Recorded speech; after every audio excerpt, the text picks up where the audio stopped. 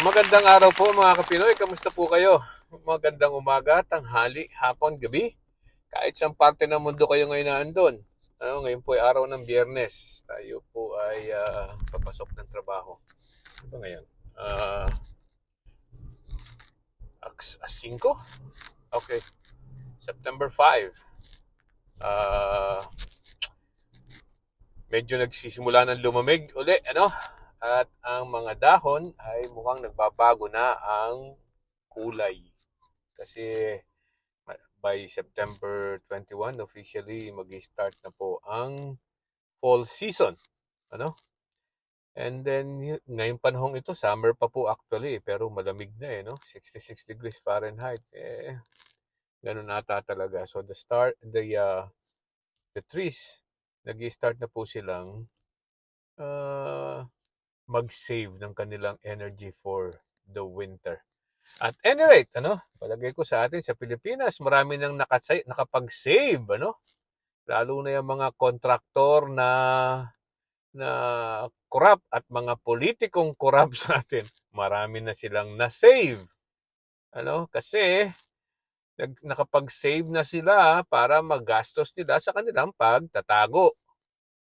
Ano ba ito sinasabi kong to, Alright, so mukhang nabalitaan natin na itong si Zaldico na congressman ng ano ba to? Anak ng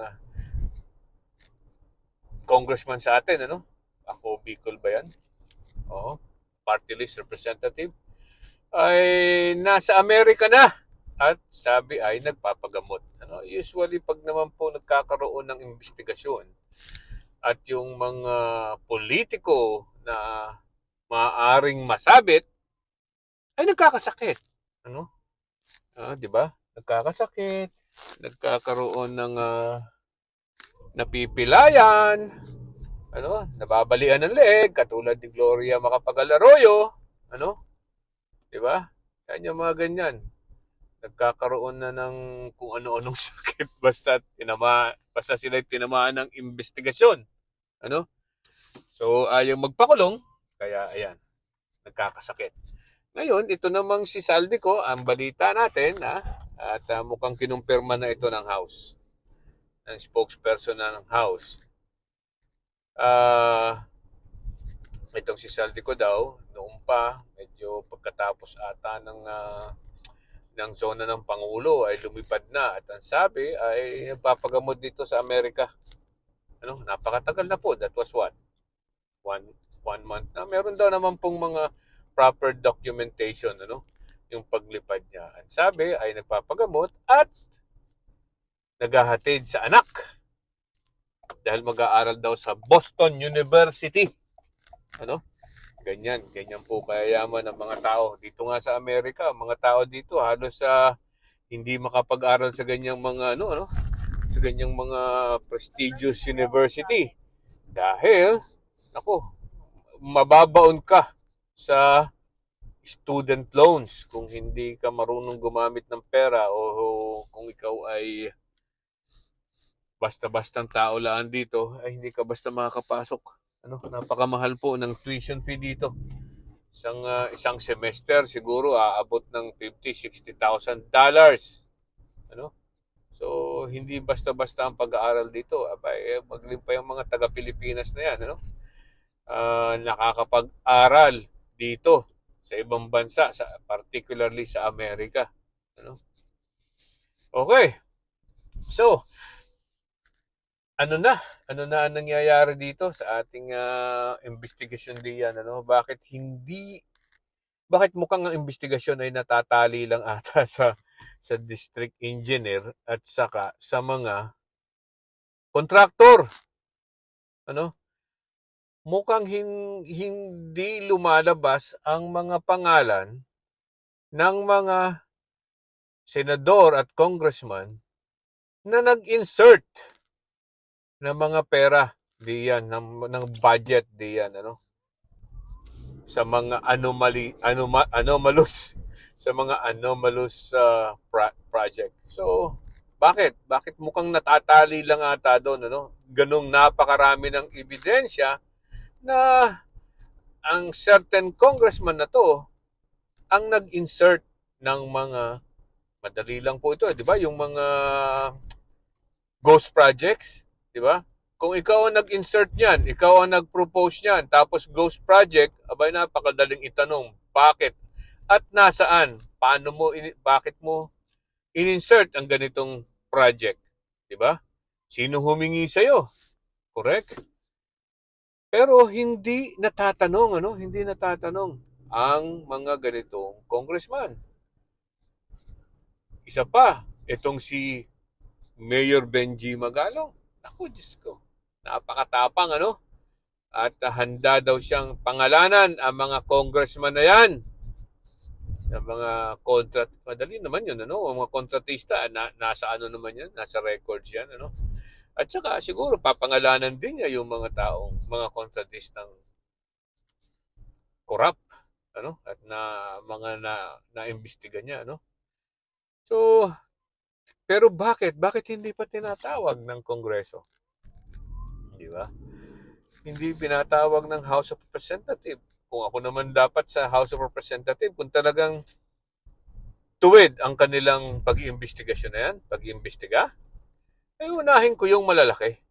Yung mga taong nagsasabi na may alam sila ay unang-una kong ipatatawag. Diba? Yun ang unang-una kong ipatatawag. Hindi itong mga maliliit. Yung mga district engineer na yan, yung contractor. Unang-una, ang isang krimen para maiwasan o hindi mangyari, ay dapat putulin mo na. Putulin mo na sa ugat pa lang. Ang dito sa krimen na to, ang ugat po, ay ang mga insertion na yan. Bakit may budget na yan? Pag nagbigay ka ng isang budget, diyan nagsisimula ang korupsyon.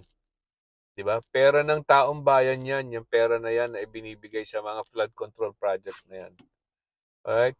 So dapat, hindi po masama yung mga project na flood control project kung yan ay totoo at nagawa ng tama.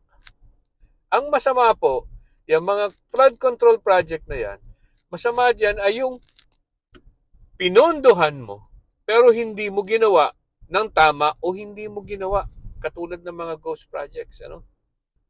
Yan. So, saan nagsisimula ang korupsyon? Sa pagpopondo. Okay? Pag napondohan, sino ngayon ang nagpondo na yan? Sino ang nagpondo na yan? Kung sino man yung nag-insert ng budget na yan, kung sinong congressman or senador. Di ba dapat matanong? Sino ang dapat tanungin? Yung mga taong naandyan sa BICAM o kaya nandun sa small committee na tinatawag nila. Right. Yang mga yan ang dapat tanungin. At sino mga naandyang tanungin? Aba, siyempre yung mga heads ng mga committee na yan. Dahil sila nakakaalam. At kung sino ang propose ng budget na yan, ng insertion na yan. At from there, matatanong na kung sino yung congressman na yan. Correct? Let him explain. Hindi yung pinoprotektahan. Ang lumalabas po kasi ngayon, pinoprotektahan ng mga congressman, ng mga committee ng nag-iimbestigahan na yan, ang miyembro nila. Yun po ang lumalabas, It's just my opinion, pero yan ang lumalabas. Bakit hindi nila tanungin agad? Si Benji Magalong, tanungin nila. Yabang-yabang ni Benji Magalong, di ba? Na meron siyang alam, meron siyang pwedeng sabihin at sasabihin niya. Pero ayaw patawag ng House of Representatives. Kasi ayaw nilang, sa tingin ko ayaw nilang lumabas yung mga pangalan na kailangan nilang protektahan. Yeah? Okay? Yung mga miyembro ng Kongreso, ng House of Representatives, na miyembro din ng BICAM na yan at saka ng kung sino man nag-insert na yan, bakit hindi nila ipatawag katulad ni Saldico? Right? Siya ang nag-insert ng mga insertion na yan. Dapat matanong. Pero ang ating House of Representatives, parang na lang sindikato, Para lang, That's kasi po, alam niyo bakit? Yung mga sindikato, di ba, nagpoprotekta ng kanya-kanya ba? May mga krimen silang pinoprotektahan. Pag miyembro nila ang nai-involve na, poprotektahan nila. Di ba? Ayaw nilang sabihin, ayaw nilang lumabas. Ganun din po ang lumalabas ngayon, ano? Iniimbestigahan yung mga taong hindi muna dapat imbestigahan. Bakit hindi natin unahin yung mga namumuno diyan? Imbestigahan natin. Di ba? O, katulad niya, nakalabas na. Si Saldico, papaano yan? Uuwi pa ba yan? Hindi natin alam. Ano? Uuwi pa ba yan? Siguro uuwi yan pag nakasabi, pag magaling na. Ibig sabihin ng magaling na, nakaisip na o lumambot na ang investigasyon sa Kongreso. Yan. Pag gumagaling na, lalambot na yan. So, magaling na ang sakit ni Saldico. Hindi na siya matatanong. Di ba? Ganun lang po yan. Ano, pag nakaisip na ng paraan ang mga kasamahan niyang congressman para ma-divert ang atensyon sa Kongreso at malimit lamang ang investigasyon sa DPWH at sa mga kontraktor. Di ba? Buuin natin ang investigasyon. Hindi yan piecemeal.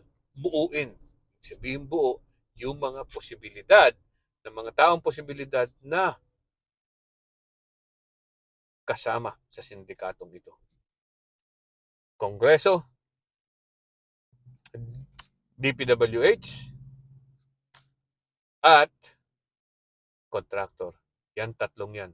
Dapat yan lahat maimbestigahan. Sabay-sabay. Okay? Magandang araw po. Bye-bye.